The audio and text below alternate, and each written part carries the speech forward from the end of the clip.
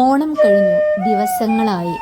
സന്തോഷത്തിൻ്റെയും സമൃദ്ധിയുടെയും ഐശ്വര്യത്തിൻ്റെയും ഐക്യത്തിൻ്റെയും നാളുകളാണ് കടന്നുപോയത്.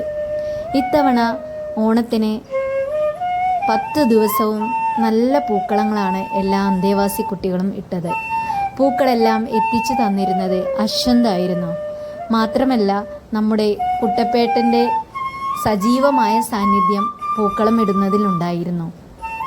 എന്ന് ഗുരുവാബയെക്കുറിച്ചറിഞ്ഞു അന്നു മുതൽ ഓണം ആഘോഷിക്കുന്ന ആശ്രമത്തിലെ രീതികളനുസരിച്ചാണ്. ചുട്ട പപ്പടവും ഉപ്പില്ലാത്ത കഞ്ഞിയും അടങ്ങിയ ലളിതമായ ഓണസദ്യ. എന്നിട്ട് നമ്മളെല്ലാവരും കൂടെ, എല്ലാ ഭക്തരും കൂടി KSRTC bus stand, road, police station, hospital ഇവയെല്ലാം ക്ലീൻ ചെയ്യാം. വരിയായി ചൂലും കൈക്കോട്ടും എല്ലാ ആയുധങ്ങളും എടുത്ത് വരിയായി സന്തോഷത്തോടെ നമ്മൾ പോകും. ഇത്തവണ തിരുവോണത്തിൻ്റെ തലേ ദിവസം രാമു നല്ല തിരക്കിലാണ്. രാത്രി 2-3 മണിക്കൂർ എടുത്ത് നല്ലൊരു ഡിസൈൻ വരയ്ക്കുകയാണ്. നാളെ തിരുവോണ രാവിനെ വരവേൽക്കാൻ വേണ്ടി ഇന്ന് തന്നെ എല്ലാം നല്ല എനർജറ്റിക്കായി നിന്നുകൊണ്ട് ആൾ വരച്ചുകൊണ്ടേയിരിക്കുകയാണ്. ഞങ്ങളെല്ലാവരും നാരങ്ങാ വെള്ളവുമായി അവനെ എൻകറേജ് ചെയ്തു. തിരുവോണ രാവിലെ തന്നെ മനോജേട്ടൻ നിർദ്ദേശങ്ങൾ തന്നു. ഓരോ പൂക്കളും അരിയേണ്ടതും ഓരോ ഡിസൈനിൽ എങ്ങനെയാണ് അത് ഇടേണ്ടതെന്നും പറഞ്ഞു തന്നു. മാത്രമല്ല, പണ്ടത്തെ പോലെ ആള് എല്ലാത്തിലും അങ്ങോട്ട് വരുന്നില്ല. കാരണം പുതിയ പുതിയ ലീഡർമാരെ സൃഷ്ടിക്കുകയാണ്. പുതിയവർക്ക് വേണ്ടി ഒന്ന് വഴിമാറി കൊടുക്കുകയാണ്.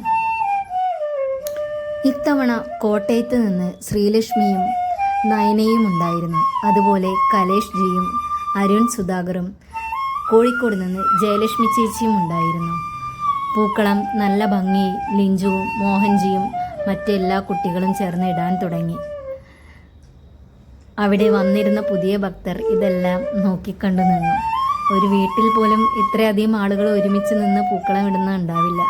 ഇവിടെ എല്ലാ കുട്ടികളും കൂടി ഇത് വളരെ സന്തോഷത്തോടെ ചെയ്യുന്നത് കാണുമ്പോൾ സ്വാമിക്കും സന്തോഷമായിരിക്കും എന്ന് കരുതുന്നു. പൂക്കളത്തിൽ കാണുന്ന ആ പച്ച കളർ കണ്ടില്ലേ? അത് മാവില മിക്സിയിലിട്ട് നന്നായി പൊടിച്ചിട്ട് ഉണ്ടാക്കിയതാണ്. ഇത് മെയിനായി ചെയ്തിരുന്ന സുന്ദർജി ആയിരുന്നു. അപ്പോൾ കൂടുതലായൊരു പച്ചമയ മതിലുണ്ട് കേട്ടോ.